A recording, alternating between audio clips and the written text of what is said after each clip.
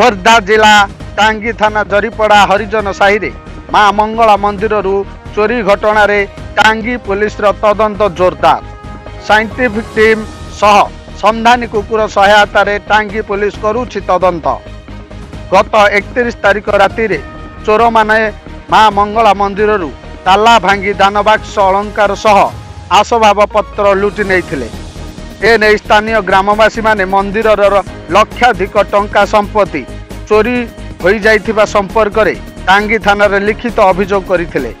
लिखित अभियोग पर टांगी पुलिस विभिन्न स्थान रे चढ़ाऊ करी संदेह रे केते जन को आनी पचरा उचरा करथिला। पर एथिरे सफल न होइथिबारु आज साइंटिफिक टीम एवं संधानी कुकुर सहायता घटनास्थल रे तदंत आरंभ करिछि।